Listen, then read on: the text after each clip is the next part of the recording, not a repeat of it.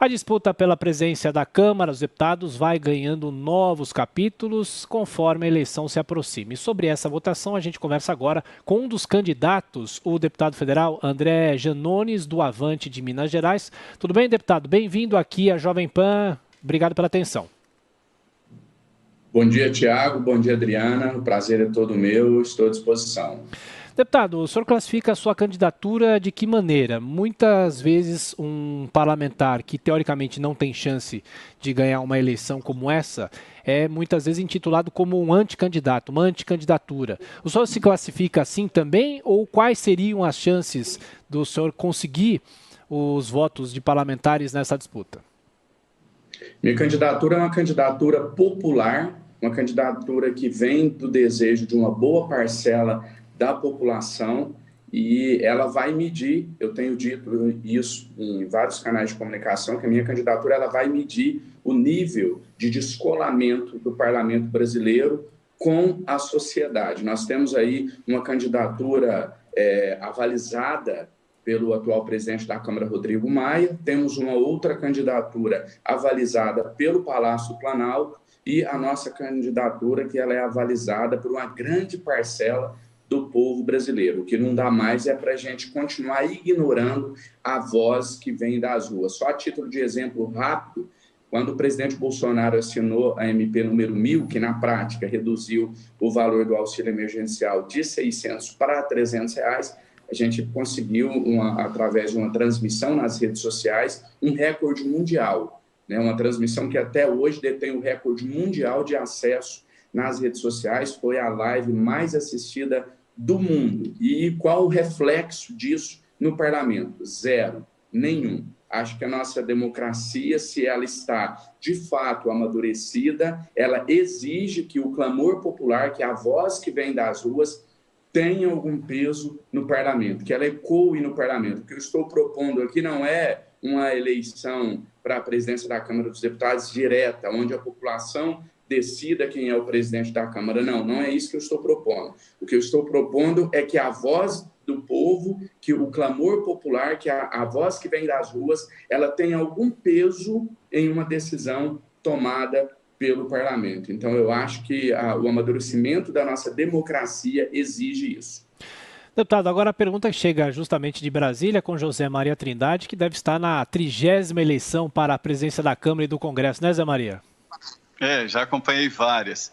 Deputado, isso aqui é uma divisão em capitanias hereditárias, né?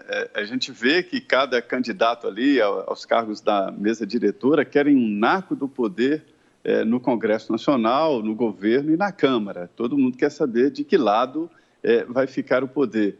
O senhor acha democrática essa disputa na Câmara dos Deputados? O senhor é candidato, evidentemente, e é importante que tenha candidatos assim para fazer discursos, mas o senhor acha democrática esta disputa na Câmara dos Deputados ou um jogo arrumado?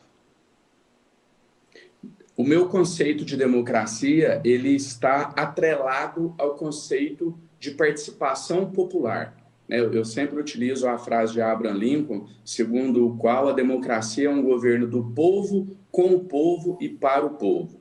Eu até tenho visto alguns colegas, já vou até adentrar um outro tema aqui, defendendo o voto secreto, sob a justificativa de que ali o deputado é, na verdade, um eleitor, e que ele, agindo como um eleitor, ele teria o direito ao sigilo do seu voto. Porém, esquecem de mencionar uma diferença crucial. O eleitor, quando ele vota em seu próprio nome. Ele detém o direito de escolha, o direito do voto. Já nós, deputados, quando estamos ali exercendo o nosso direito ao voto, entre aspas, nós não estamos ali falando em nosso próprio nome, né? Nós estamos de posse de um mandato. Então, nós estamos votando aquilo que o nosso eleitor quer que nós votemos. Nós estamos votando, na verdade, em nome do nosso eleitor. É um voto representativo. Então, eu não sou, a rigor, dono do meu voto. Eu represento uma parcela da população que confiou o seu voto em mim. Então, na minha opinião, respondendo de forma mais direta e objetiva o seu questionamento, Zé Maria, não vejo como uma manifestação da democracia as eleições que acontecem na Câmara dos Deputados para a escolha do seu presidente. É apenas um jogo de interesse. né, até minha primeira legislatura e nas eleições passadas, há 2 anos atrás, eu vi alguns colegas deputados entregando santinhos, fazendo boca a boca, como se fosse uma eleição tradicional, e eu confesso que até hoje eu não consigo entender se isso é ingenuidade de alguns achando que vai conquistar voto dessa maneira. Ali é um jogo de interesses, um jogo para saber quem consegue a liberação de mais emendas, para saber quem consegue mais cargos no alto escalão do governo e na própria Câmara dos Deputados. Então, não guarda qualquer semelhança com o conceito que nós temos de democracia. E, deputado, como o senhor imagina uma agenda ideal para a Câmara dos Deputados nesse primeiro semestre? Existem vários assuntos importantes pendentes, como, por exemplo, as reformas tributária e administrativa, privatizações, o possível retorno do auxílio emergencial. O senhor parece, inclusive, que é a favor disso, e até mesmo mais de 50 pedidos de impeachment contra o presidente Jair Bolsonaro.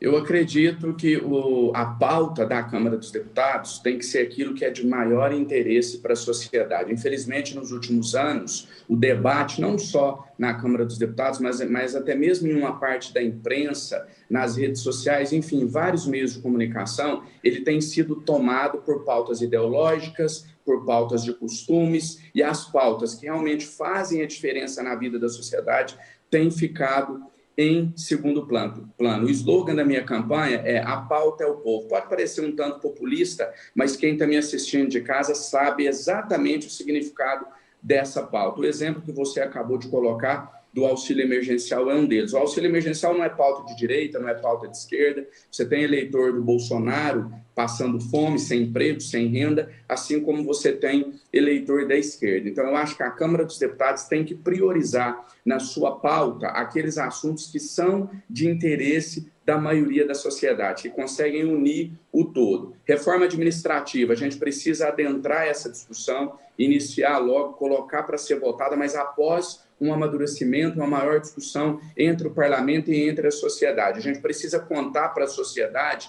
que a defesa de altos salários, né, porque, na verdade, quando uma parte da esquerda se diz aí defensor dos pobres e oprimidos, não é bem assim, né, defensor do trabalhador, mas eles não contam o prejuízo que os altos salários representam para o orçamento do nosso país nos dias de hoje. A gente precisa enfrentar uma reforma tributária, mas uma reforma tributária corajosa, uma reforma tributária não como foi a reforma da Previdência, que só prejudica os que mais necessitam, mas uma reforma tributária que coloque o dedo na ferida, que de fato promova uma maior distribuição de renda, né, que promovam a justiça social no nosso país. São temas que, justamente, voltando aqui à pergunta do José Maria, se aquilo ali é realmente uma eleição democrática, não é uma eleição democrática, porque o que se negocia nos bastidores é justamente não se tocar em temas espinhosos. O auxílio emergencial foi um jogo de cena muito interessante da dita oposição. O Brasil não tem oposição, tem grupos que brigam pelo poder. A oposição é uma oposição burra, uma oposição pessoal, uma oposição que mira o presidente e não as ideias do presidente, e isso ficou muito claro na luta pelo auxílio emergencial com o jogo de cena que foi feito. A esquerda não tocava no assunto auxílio emergencial, a oposição não tocava nesse assunto. Aí, quando eles viam que não tinha mais chance da MP1000 ser pautada, aí eles começavam com as suas bravatas na tribuna pedindo para se pautar o auxílio. Parece aquele caso a pessoa liga, já tem algum risco da MP ser pautada? Não vai ser pautada. Então agora eu vou no microfone brigar e falar que ela deve ser pautada. Um jogo de cena. Então, a gente precisa de um presidente da Câmara dos Deputados que tenha coragem de ir contra o sistema, de colocar o dedo na ferida, vamos dizer assim, falando num popular, de pautar matérias espinhosas. E aqui, só para finalizar minha resposta, eu quero dizer o seguinte: o que a gente está defendendo aqui não é a aprovação da matéria A ou B. O que a gente precisa é de um presidente da Câmara que não coloque em pauta só matérias que eles sejam favoráveis. Como eu sempre tenho dito, existem N motivos para você defender que o Brasil não tem condição de pagar um auxílio permanente ou de pagar um auxílio emergencial. Você pode invocar responsabilidade fiscal, você pode dizer que as contas públicas estão defasadas, que as contas não fecham, enfim, tem N justificativas. Agora, para não se debater o assunto, não há justificativa. Quem é contra, Deputado, por exemplo, pautar o auxílio emergencial, que utilize a tribuna da Câmara dos Deputados, mostre os números, faça as contas e explique para o seu eleitorado e para a opinião pública por que é contra. O que não dá é para continuar se escondendo de temas não populares, vamos dizer assim. deputado, só para a gente fechar rapidamente, nós vivemos uma pandemia e tem essa disputa e a tentativa de finalmente imunizar a população. E os jornais aqui de São Paulo trazem hoje algumas explicações e também alguns bastidores falando sobre a possibilidade de um pedido de impeachment, que esse pedido seja protocolado, até mesmo integrantes do Centrão já admitem essa possibilidade. O senhor, como candidato à presidência da Câmara, como o senhor se posiciona em relação a isso? É favorável, contrário? É a hora de se discutir isso ou não? Eu não acredito que a resposta, a palavra seja ser favorável ou não ser favorável. Ninguém pode se dar o direito de não ser favorável a um pedido de impeachment que tenha fundamento jurídico, que narre um crime de responsabilidade cometido pelo presidente da República. Da mesma maneira, ninguém pode ser a favor de um pedido de impeachment que não contenha descrição de um crime de responsabilidade. Então, caso nós consigamos a vitória e cheguemos à presidência da Câmara dos Deputados, nós vamos analisar. Se houver a narrativa de um crime de responsabilidade, nós vamos pautar o pedido de impeachment. Assim, o que não dá mais é para a gente entender o seguinte: olha, a gente vota no presidente da República, se a gente não estiver satisfeito com o governo dele, é só impeachmá-lo. Não é assim. O brasileiro, nós precisamos ter mais cuidado na hora do voto, porque quando a gente vota em alguém que não está à altura do cargo, você não tem nisso justificativa para que esse governante, seja ele presidente, governador ou prefeito, seja impeachmentado. O impeachment deve ser sempre a exceção e não a regra. Ok, deputado André Janones, do Avante de Minas Gerais, mais uma vez, obrigado pela atenção, pela gentileza, bom trabalho. Até a próxima. Muito obrigado, até a próxima.